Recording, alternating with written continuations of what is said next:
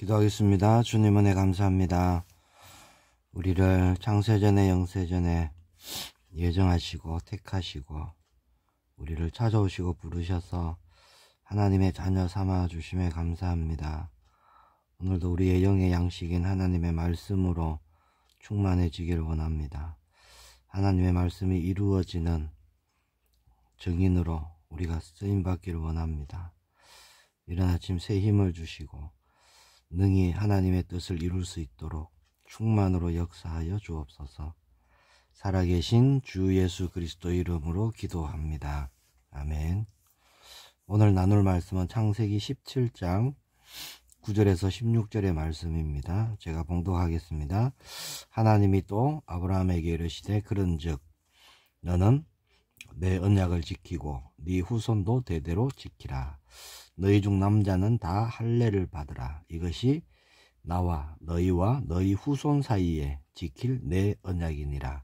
너희는 포피를 베어라. 이것이 나와 너희 사이에 언약의 표징이니라. 너희의 대대로 모든 남자는 집에서 난 자나 또는 너희 자손이 아니라 이방 사람에게서 돈으로 산 자를 막론하고 난 지 8일 만에 할례를 받을 것이라. 너희 집에서 난 자든지 너희 돈으로 산 자든지 할례를 받아야 하리니 이에 내 언약이 너희 살에 있어 영원한 언약이 되려니와.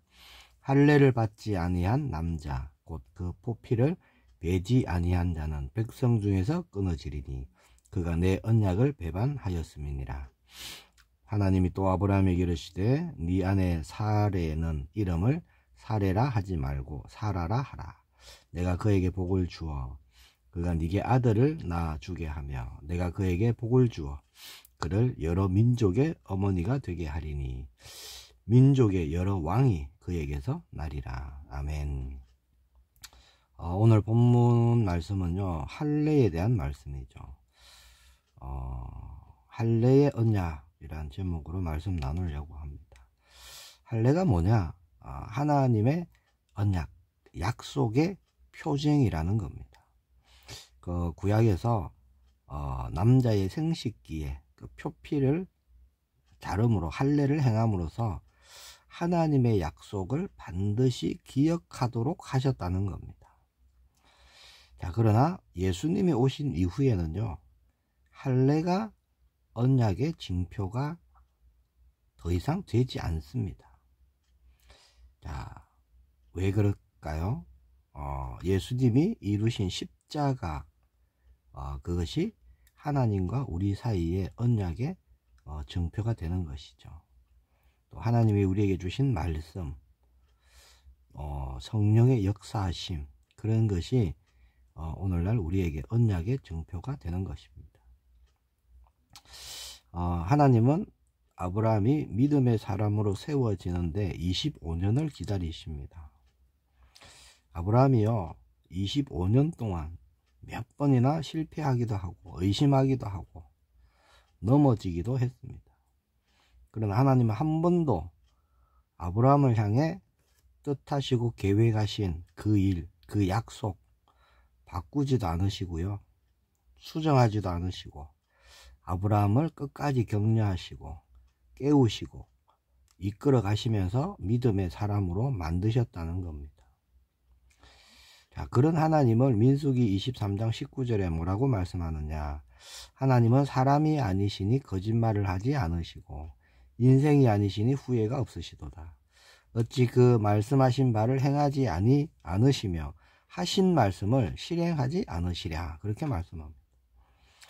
자, 하나님의 약속이 이루어지기를 기다리는 아브라함.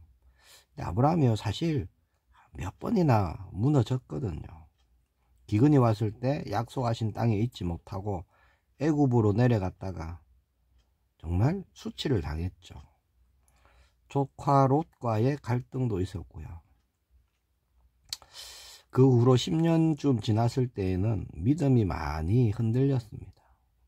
결국 아브라함이 불신앙으로 이스마엘을 낳게 되죠. 자, 이스마엘을 낳은 이후에 13년 동안요, 아브라함에게는 힘든 시간이었습니다. 낙심, 좌절, 절망, 자, 이런 시간표였습니다. 왜냐? 약속하신 아들이 없었어요. 자, 그런 아브라함을 하나님이 다시 찾아오셨죠. 멈춰버린 아브라함의 믿음을 하나님은 깨우기 시작하십니다. 하나님은 결코 포기하지 않으셨고 결코 아브라함을 잊지 않았습니다. 하나님은 때를 보고 계셨을 뿐이죠. 자, 1절에서 5절에 보니까 이렇게 말씀합니다. 아브라함이 99세 때에 여호와께서 아브라함에게 나타나서 그에게 이르시되 나는 전능한 하나님이라. 너는 내 앞에서 행하여 완전하라. 내가 내 언약을 나와 너 사이에 두어 너를 크게 번성하게 하리라 하시니 아브라함이 엎드렸더니 하나님이 또 그에게 말씀하여 이르시되 보라 내 언약이 너와 함께 있으니 너는 여러 민족의 아버지가 될지라. 이제 후로는 네 이름을 아브라함이라 하지 아니하고 아브라함이라 하리니 이는 내가 너를 여러 민족의 아버지가 되려 함이니라. 자, 아브라함이요 하나님의 말씀을 듣고 언약을 듣고 다시 눈을 뜨기 시작합니다.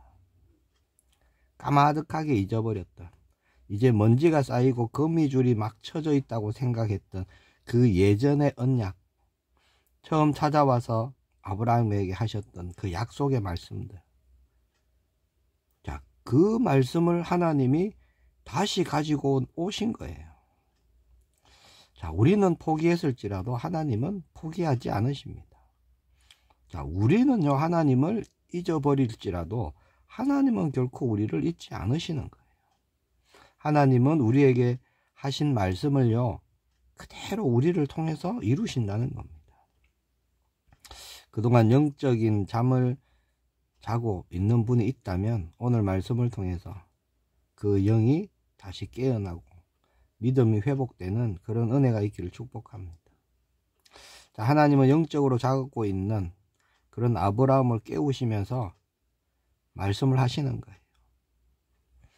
뭐라고 하시느냐? 네 이름을 이제는 아브라함이라 하지 말고 아브라함이라 하라. 이름을 바꿔버리십니다. 바꾸어 주시는 것이죠. 자, 두 번째, 너를 번성하게 할 것이고 모든 민족, 모든 열방 너를 통하여 복을 받을 것이고 너는 한 개인의 아버지가 아니라 열국의 아버지다. 이런 말씀을 주시는 겁니다. 자, 아브라함은요 그동안 움츠렸고 상처받았고 낙심했고 때로는 좌절했던 아브라함, 모든 것을 포기했던 그때 하나님이 그때 아브라함을 찾아오신 겁니다. 왜 이러고 있냐? 나무라지도 않으시고 하나님은 다시 힘을 주시고 다시 격려하시지요. 다시 언약을 회복시켜 주시는 겁니다. 내가 너에게 주는 언약, 그 축복, 그거는 너에게서 끝나는 것이 아니다. 너의 자손에게 이어질 것이다. 자손 대대로 이어질 것이다. 나는 너의 하나님이 될 것이고 너의 후손의 하나님이 될 것이다. 그렇게 아브라함을 또 이렇게 믿음을 복돋워 주시는 겁니다. 자, 하나님의 말씀을 들으니까요 아브라함이 자 멈춰 있던 믿음, 잠자고 있던 믿음이 이제 깨어나기 시작합니다. 그리고 하나님의 약속의 말씀, 잊고 있던 그 약속의 말씀을 다시 붙잡기 시작했죠. 자, 그때 하나님이 한 가지를 말씀하십니다. 그게 뭐냐? 할례라는 거예요. 오늘 본문에 나온 9절에 보니까 하나님이 또 아브라함에게 이르시되 그런즉 너는 내 언약을 지키고 네 후손도 대대로 지키라 라고 말씀하십니다. 그 언약이 뭐였죠?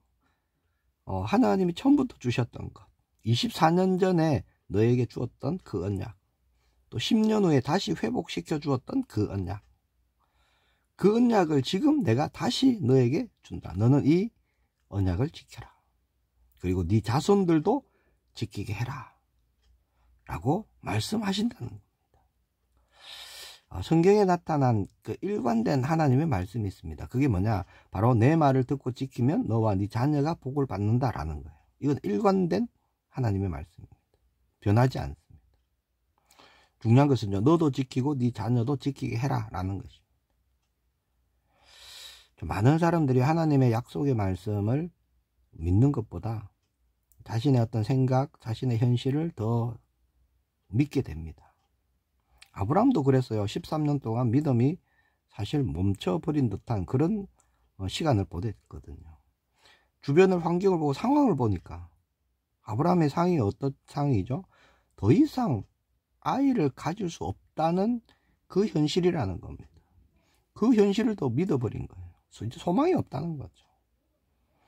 자, 하나님의 약속을 믿지 않는 것이 아닙니다. 우리도 그렇죠. 우리가 하나님을 믿지 않는 게 아니에요. 자, 그 하나님의 약속들, 언약들을요, 내 생각으로 제한하고 있다는 겁니다. 우리가 성령님을 의지하지 않는다? 아니죠. 의지합니다. 그러나 제한하고 있을 뿐이라는 거예요. 만약에 성경 말씀을요, 정말 어린아이와 같이 아무런 의심 없이 그대로 믿는다면요, 정말 기적이 일어날 겁니다. 그러나 스스로의 생각으로, 경험으로, 상황으로 자꾸 제한하니까 제한한 그것밖에 이루어지지 않는 것이죠. 자, 하나님은 다시 말씀을 주시면서, 언약을 주시면서 그 증표로 할례를 행하라 하십니다. 10절에 보니까 너희 중 남자는 다 할례를 받으라. 이것이 나와 너희와 너희 후손 사이에 지킬 내 언약이니라. 이렇게 말씀하죠. 자, 하나님은 약속을 다시 주실 뿐만 아니라 그 약속이 후대에까지, 그 후대에까지 계속 전해져서 메시아가 오실 때까지, 성령이 임하실 때까지 그 후손들에게 계속 전달되도록 특별한 증표를 주셨는데, 그것이 바로 할례라는 겁니다.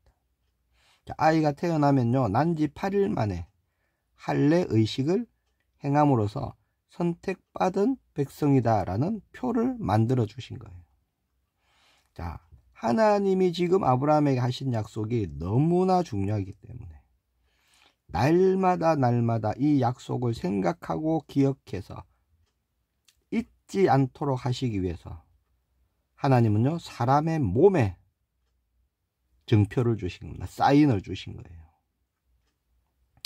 하루에 못해도 한 번은 화장실 가겠죠. 그때 보겠죠. 기억하라는 겁니다.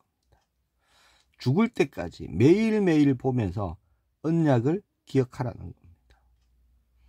자녀들과 또 그 자녀들이 매일매일 보면서 뭘 기억하죠? 나는 하나님의 사람이다. 나는 하나님의 약속을 받은 사람이다. 그거 잊어버리지 않도록 하기 위한 것이 할례입니다. 언제까지죠? 약속하신 메시아가 오실 때까지. 11절에 보니까 너희는 포피를 베어라. 이것이 나와 너희 사이의 언약의 표징이니라. 자, 할례는요, 하나님의 언약의 표징입니다. 그래서 구약의 남자의 생식기에 할례를 행함으로 반드시 약속을 기억하도록 하셨다는 겁니다. 자, 그러면 예수님이 오신 이후에는 어떻게 됩니까? 할례가 달라졌어요. 예수님을 믿는 우리는요, 육체의 할례를 행하지 않습니다. 마음의 할례를 행하는 사람으로 우리는 다시 태어난 거예요. 자, 왜 그러면 구약에 하나님은 남자의 살에다가 그런 표식을 하게 했습니까? 하나님의 약속은 변치 않는다는 겁니다. 하나님은 신실하신 분이다. 그 약속은 반드시 이루어진다. 반드시 너와 너희 자녀를 통해서 이루어진다. 그것을 계속 보여주시고 알게 하시고 결코 잊지 않도록 하시기 위함이죠. 하나님은 구약에서 약속하셨습니다. 그렇죠? 그 약속이 신약에 와서 예수 그리스도를 통해서 성취하셨습니다. 그래서 예수님을 통해서, 성령의 역사를 통해서 십자가에서 이루신 거예요. 자, 하나님과 사람의 관계는 어떤 관계죠? 약속과 성취의 관계입니다. 우리 구원받은 우리를 향해서 언약의 백성, 이렇게 말하죠. 약속의 관계입니다. 자, 우리가 뭐 차를 하나 사도 계약서를 쓰고, 집을 한 채 사고 팔 때도 계약서를 쓰죠. 약속에 있어서 가장 중요한 게 뭡니까? 그 약속이 지켜지는가 안 지켜지는가, 그게 제일 중요한 거죠. 약속은 지켜질 때 의미가 있는 겁니다. 사람은 약속을 온전히 지킬 수가 없죠. 왜냐? 그럴 능력이 없습니다. 그래서요, 세상에 보면은 이 상처를 가진 분들이 많아요. 배신에 대한 상처. 누군가를 배신하고 또 배신을 당하고, 그렇게 많은 사람들이 살아가죠. 약속을 어긴다, 이게 사실 배신이잖아요. 자, 하나님은 아브라함에게 약속을 주실 뿐만 아니라 그 약속을 반드시 이루시겠다는 증표로 할례를 주셨다는 겁니다. 12절에 보니까 너희의 대대로 모든 남자는 집에서 난 자나 또는 너희 자손이 아니라 이방 사람에게서 돈으로 산 자를 막론하고 난 지 8일 만에 할례를 받을 것이라, 이렇게 말씀합니다.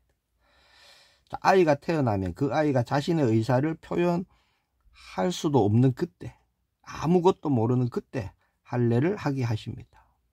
그래서 택함받은 하나님 백성의 길을 가게 하셨다는 거죠. 그게 뭘까요? 너의 선택이 아니라 하나님이 너를 선택하셨다, 그런 얘기입니다. 자, 12절에 이런 얘기가 있죠. 자, 아브라함의 가족뿐만이 아니라 하나님은 뭐라고 하시느냐? 이방 사람에게서 돈으로 산 자를 막론하고 누구든지 남자는 다 할례를 받아야 된다, 이렇게 말씀합니다. 자, 아브라함 믿음의 조상이죠. 그래서 이스라엘 백성들은요, 우리는 선택받은 백성이다, 이런 특권 의식이 있었죠. 지금도 있습니다. 그래서 이방인들은 사람 취급도 안 했죠. 자, 이스라엘 백성은 언제부터 택함을 받았죠? 분명 하나님이 이스라엘 백성을 택한 것이 맞습니다. 그러면 택함 받기 전에 그들은 뭐였습니까? 이방인이었다는 겁니다. 그렇죠? 아무것도 아니었어요. 선택받은 그날부터 하나님의 백성이 된 것뿐이죠. 아브라함도 사실 그렇습니다. 갈대아 우르에서 살던 그냥 보통 사람이었어요. 어느 날 하나님이 찾아오셨고 불러내셨고 믿음의 사람으로 만들어 가시고 할례를 주신 것입니다. 그럼 그 전에는요, 하나님이 찾아오시기 전에는요, 아브라함도 이방인이었어요. 우리도 그렇죠. 우리는 구원받은 하나님의 자녀입니다. 그 전에는 뭐였습니까? 진노의 자녀, 마귀의 자녀, 죄의 종, 어둠이었지요. 하나님도 없었고 약속도 없었고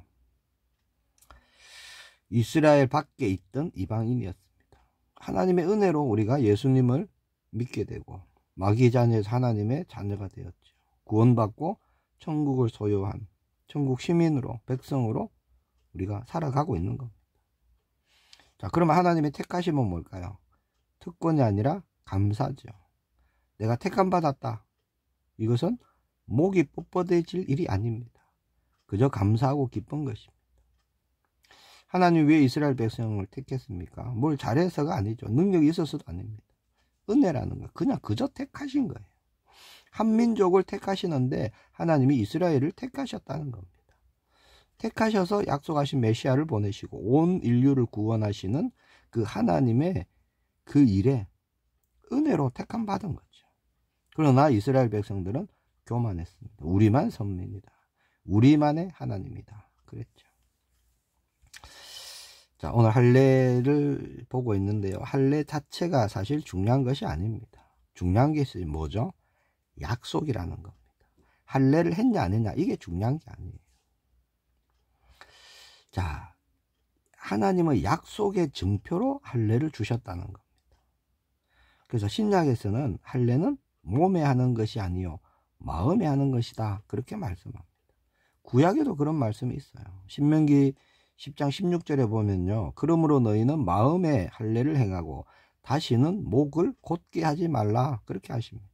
자, 이스라엘 백성들이 할례 가지고 교만했다는 말씀이죠. 신명기 30장 6절에도 보니까 네 하나님 여호와께서 네 마음과 네 자손의 마음에 할례를 베푸사 너로 마음을 다하며 뜻을 다하여 네 하나님 여호와를 사랑하게 하사 너로 생명을 얻게 하실 것이며, 그렇게 말씀합니다. 자, 마음의 할례, 이게 지금 우리가 하는 할례입니다. 자, 이 할례는요, 우리가 하는 것이야. 우리 성령 하나님께서 우리를 인치시는 거예요. 너는 하나님의 것이다. 우리 마음에 그렇게 도장을 찍는 것입니다. 도장. 자, 진짜 할례는 뭐냐? 하나님이 내게 이루신 구원, 그 십자가의 사랑, 그것을 기억하고요, 그것을 믿는 거예요. 이게 우리가 마음에 행한 할례입니다. 매일매일 잊지 않고 기억하는 거예요. 이게 할례의 의미입니다. 나는 하나님의 자녀입니다. 지금 성령으로 나와 함께 계십니다. 하나님이 나를 붙들고 계십니다. 이거 잊지 않는 것이 마음의 할례입니다. 또 뭐가 될까요? 이제 나는 예수님으로 살아가는 사람이다. 나는 예수님의 증인이다. 나의 걸음걸음을 주님이 붙들고 계신다. 이거 결코 잊어서는 안 되죠. 성령께서 우리에게 그렇게 인치셨습니다. 우리가 하나님의 자녀고 우리가 구원받은 천국 백성임을 우리는요 결코 잊어서는 안 되는 것입니다. 새 응답이 일어나는 오늘 되기를 축복합니다. 기도하겠습니다. 주님 은혜 감사합니다. 우리가 마음을 다하고 뜻을 다하고 힘을 다하여 우리가 하나님을 사랑하기를 원합니다. 주님을 사랑할 때 하나님 우리를 향한 그 크신 은혜와 놀라운 구원과 또 하나님께서 예비하신 많은 생명들, 그들에게 하나님의 그 사랑을 나타내고 증거하여서 하나님의 뜻을 온전히 이루는 우리의 남은 걸음들이 되기를 원합니다. 우리 마음에 성령 하나님 인치시고 이제 우리가 하나님의 것이며 하나님의 백성이며 하나님의 자녀며 우리가 이 땅을 살아가는 동안 천국 백성으로 살아감을 믿음으로 고백합니다. 오늘 우리의 걸음을 통해 하나님 새 일을 행하여 주시고 능히 하나님 나라의 일에 쓰임받는 우리 모두가 될 수 있도록 충만으로 역사하여 주옵소서. 살아계신 주 예수 그리스도 이름으로 기도합니다. 아멘.